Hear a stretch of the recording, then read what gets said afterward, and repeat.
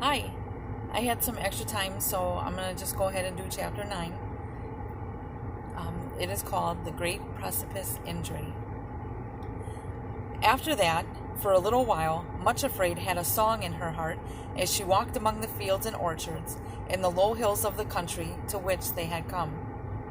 It hardly seemed to matter now that sorrow and suffering were still with her, because of the hope leaping in her heart that soon they would cease to be her companions altogether. For when she came to the mountains again, and they had helped her up to the high places, she would no longer need them.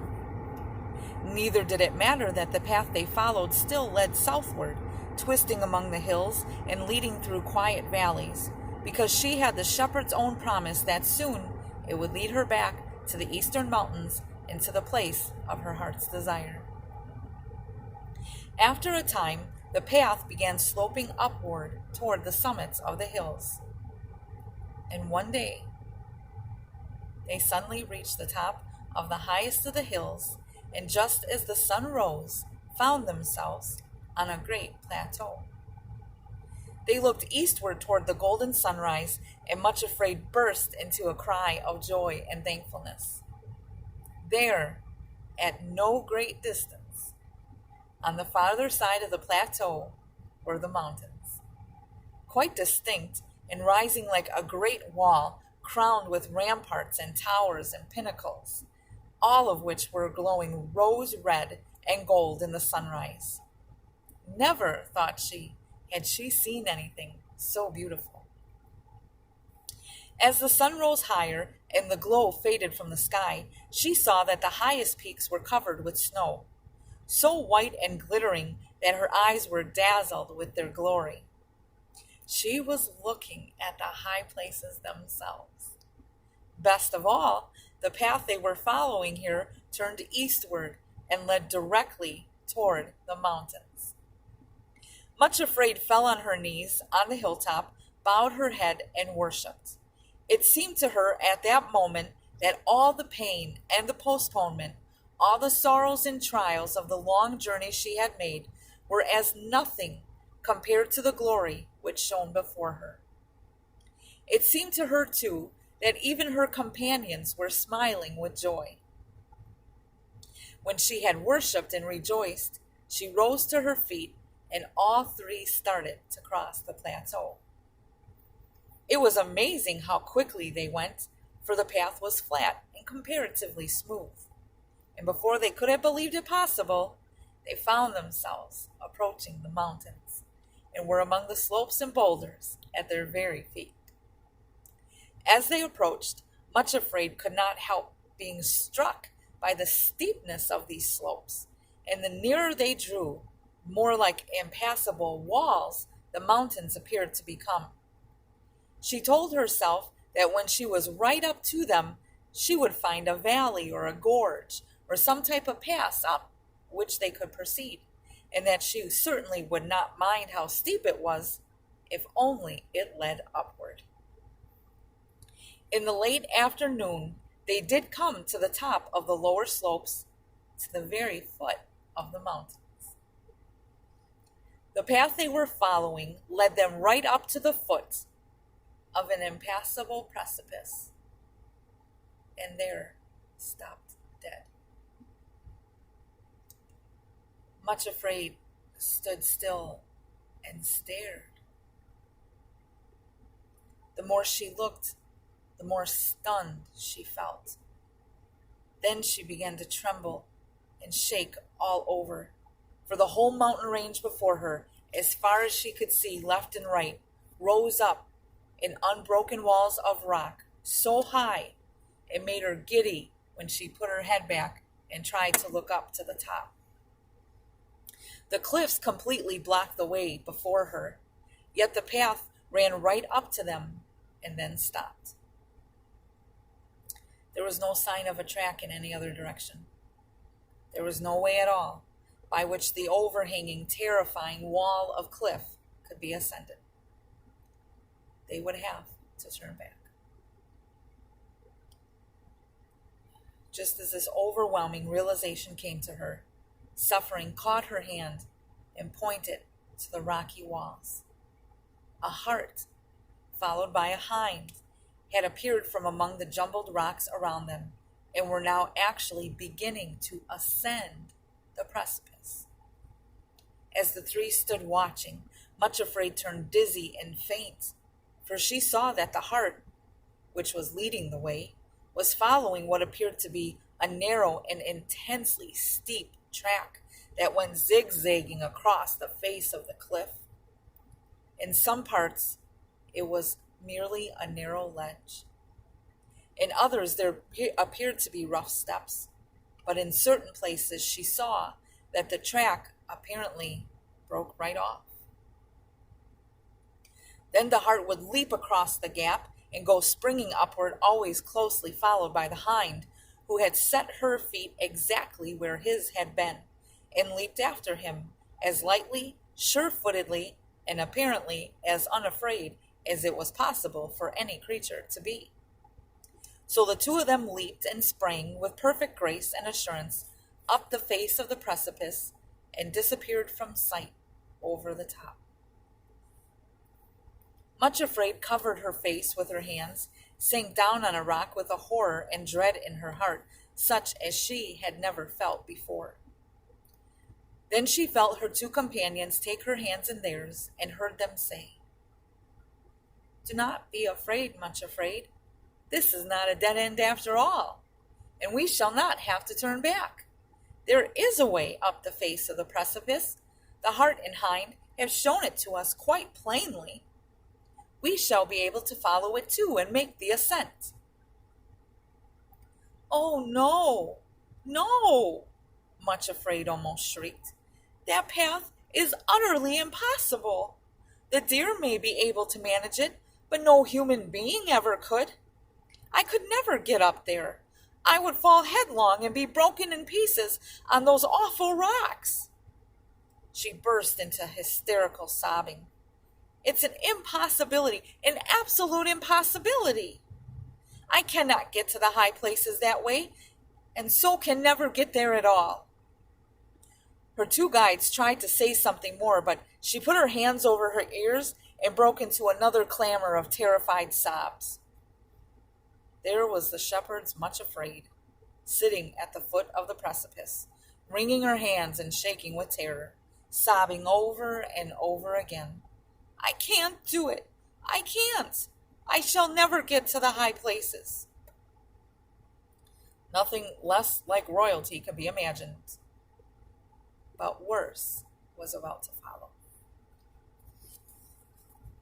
As she crouched on the ground, completely exhausted, suddenly they heard a crunching sound and rattling of loose stones, and then a voice beside her. "Ha ha! My dear little cousin, we meet again at last. How do you find yourself now, Much Afraid, in this delightfully pleasant situation?"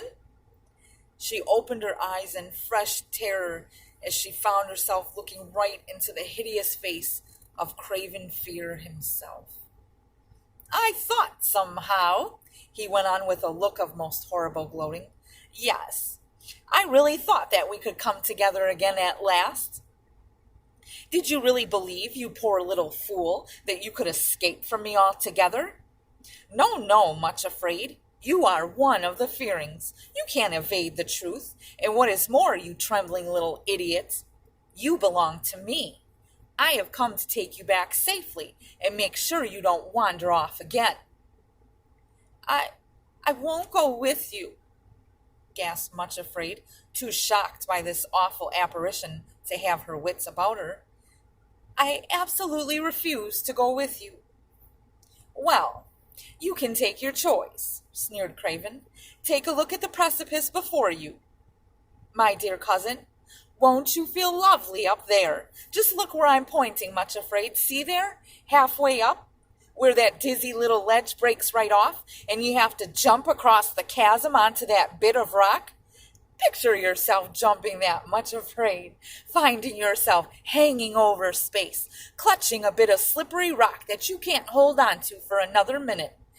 And just imagine those ugly knife-like rocks at the foot of the precipice, waiting to receive and mangle you to pieces as your own strength gives out and you plunge down on them.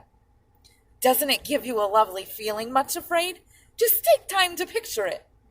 That's only one of the many such broken places on the track, and the higher you go, you dear little fool, the further you have to fall. Well, take your choice. Either you must go up there where you know you can't, but will end up in a mangled heap at the bottom, or you must come back and live with me and be my little slave ever after. The rocks and the cliffs seemed to echo again with his gloating laughter. Much afraid, said the two guides, stooping over her and shaking her by the shoulder gently but firmly. Much afraid. You know where your help lies. Call for help. She clung to them and sobbed again. I'm afraid to call for help, she gasped. I am so afraid that if I call him, he will tell me that I must go that way. That dreadful, dreadful way, and I can't. It's impossible. I can't face it. What should I do? Whatever shall I do? Sorrow bent over and said very gently but urgently, You must call for him. Much Afraid. Call at once.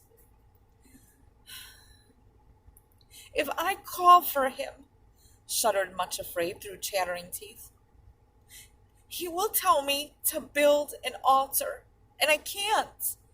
This time, I can't. Craven Fear laughed triumphantly and took a step toward her, but her two companions put themselves between him and his victim. Then Suffering looked at Sorrow, who nodded back. In answer to the nod, Suffering took a small but very sharp knife that hung at her girdle, and bending over the crouching figure, pricked her. Much Afraid cried out in anguish, and then, in utter despair, at finding herself helpless in the presence of all three, did that which she had ought to have done the moment the path brought them to the foot of the precipice. Though now she felt too ashamed to do it, she did so because she was forced by her extremity. And she cried out, O Lord, I am oppressed. Undertake for me.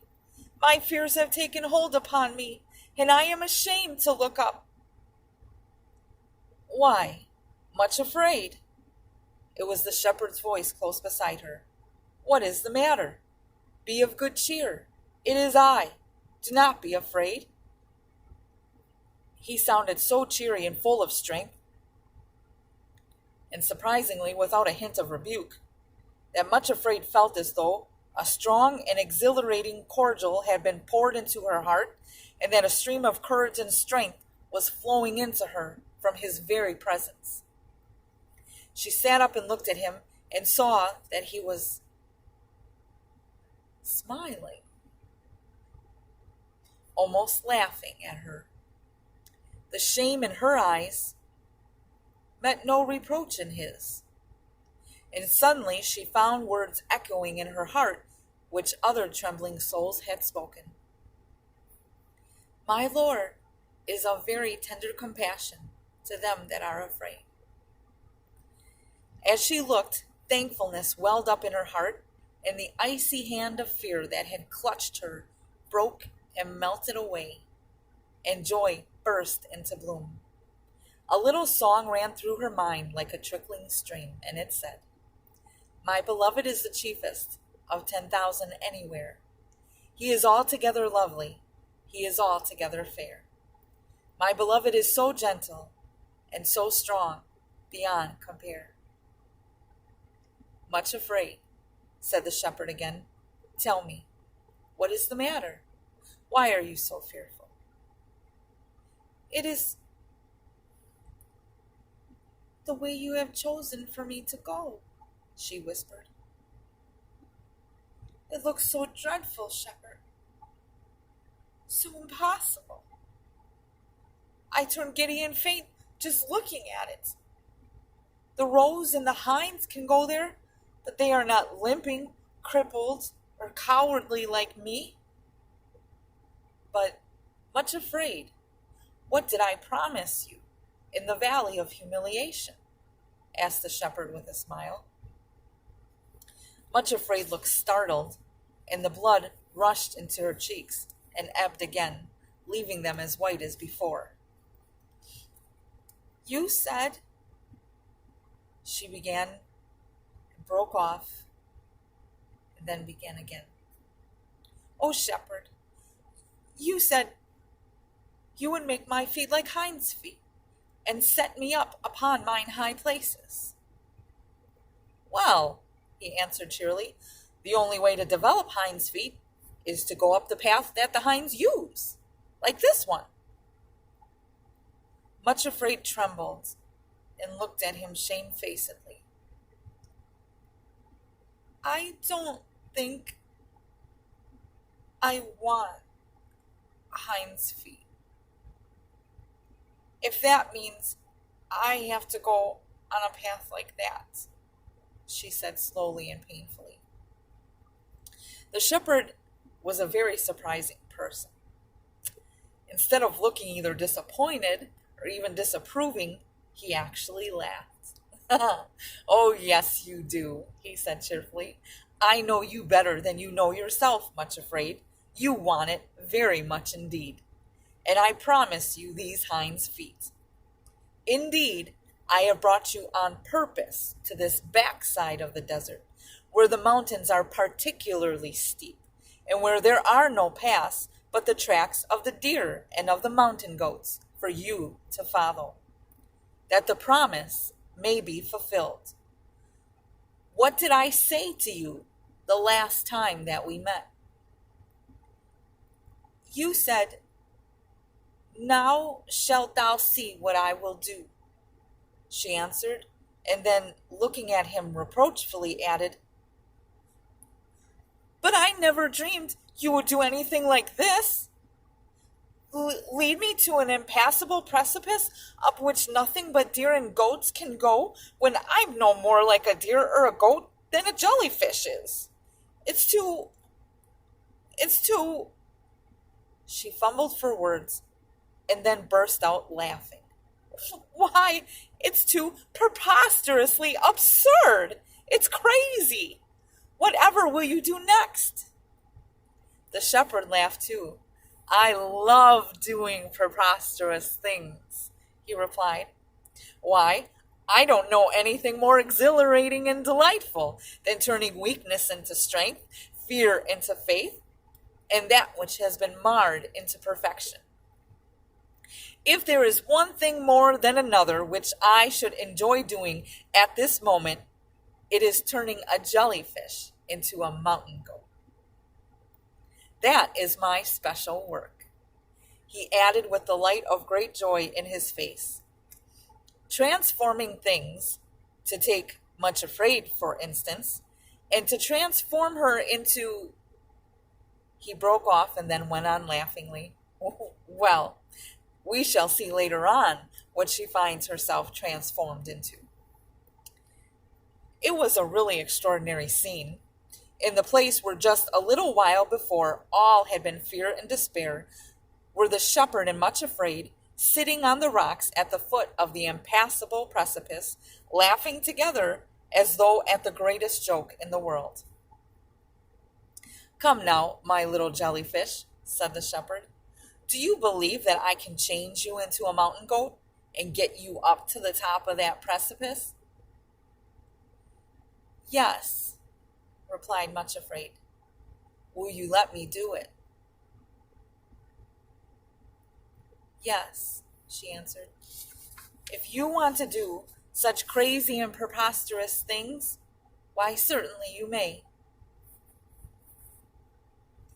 Do you believe that I will let you be put to shame along the way? Much Afraid looked at him and then said something she had never been willing to say before. I don't think I mind so very much if you do. Only have your will and way in me, shepherd. Nothing else matters." As she spoke, something lovely happened. A double rainbow appeared above the precipice, arching it completely, so that the zigzag path up which the roe and the doe had gone was framed in glowing colors. It was such a beautiful and extraordinary sight that Much Afraid gasped with wonder and delight. But there was something else about which it was almost more wonderful. She saw that Sorrow and Suffering, who had drawn aside while the shepherd spoke to her, were standing one by the other on the side of the path where the ends of the rainbow touched the earth. One touched suffering, and the other touched sorrow. In the shining glory of the rainbow colors, the two veiled figures were so transfigured with beauty that Much Afraid could only look at them for a moment before being dazzled. Then she did that which only a short time before seemed utterly impossible. She knelt down at the foot of the precipice and built an altar and laid her will upon it. Her dread, her shrinking, and when the fire had fallen, she found among the ashes a larger, rougher-looking stone than any of the others, sharp-edged and dark, but otherwise quite ordinary-looking. This she put in her purse and then rose to her feet and waited for the shepherd to show her what to do. In her heart, she was hoping he would accompany her this dreadful ascent as he had gone with her down into the desert, but this he did not do. Instead, he led her to the foot of the precipice and said, "Now, Much Afraid, you have really come at last to the foot of the high places, and a new stage of the journey is to begin. There are new lessons for you to learn. I must tell you that this precipice to which the path has led you is at the foot of Mount Injury. The whole mountain range stretches a long way beyond this in either direction, and everywhere it is as steep or even steeper than here. There are even more terrible precipices on the sides of Mount Reveling and Mount Hate and Mount Persecution and others besides. But nowhere is it possible to find a way up to the high places and into the kingdom of love without surmounting at least one of them. This is the one I have chosen for you to ascend. On the way here, you have been learning the lesson of acceptance with joy, which is the first letter in the alphabet of love. Now you must learn the B of the alphabet of love. You have come to the foot of Mount Injury, and I hope and expect that on the way up the precipice you will discover what is the next letter of the alphabet, and that you will learn and practice it as you have the A of love. Remember that though you must now meet injury and surmount it, there is nothing on the way up this terrible-looking precipice, nor indeed anything you may meet above and beyond, that can do you the slightest harm or hurt if you will learn and steadfastly practice the second lesson in the ascent of love." When he had said this, he put his hands upon her with special solemnity and gentleness and blessed her. Then he called her companions, who immediately stepped forward. Next he took a rope from a crevice in the wall of rock, and with his own hands roped together the three of them to ascend the precipice. Sorrow was in front, Suffering behind, with Much Afraid in the middle, so that the two who were strong and sure-footed went before and after. In this way, even if Much Afraid did slip and fall, they would be able to hold her up and support her by the rope. Lastly, he put his hand to his side and brought out a little bottle of cordial, which he gave to Much Afraid, telling her to drink a little at once, and to make use of it if ever she felt giddy or faint, on the way up. The label on the bottle said, Spirit of Grace and Comfort. And when Much Afraid had taken a drop or two, she felt so revived and strengthened, she was ready to begin the ascent without any feeling of faintness, although there was still a sensation of dread in her heart. By this time the evening was well advanced, but being summer, there were yet 2 or 3 more hours before it would start to get dark, and the shepherd charged them to start at once. For, said he, although you cannot possibly reach the top before nightfall, there is a cave farther up the cliff which you cannot see from here, and there you can rest and spend the night in perfect safety. If you stay down here at the foot of the precipice, your enemies will most certainly steal upon you and seek to do you harm. However, they will not follow you up this track, and while you are going up, you will be beyond their reach. He added warningly, though I don't doubt that you will meet them again once you have reached the top. With that, he smiled encouragingly upon them, and immediately Sorrow put her foot on the first step of the narrow little track which zigzagged up the face of the cliff. Much Afraid followed next, then Suffering, and in a moment or two they were beginning the ascent. And that is chapter 9. Have a great day.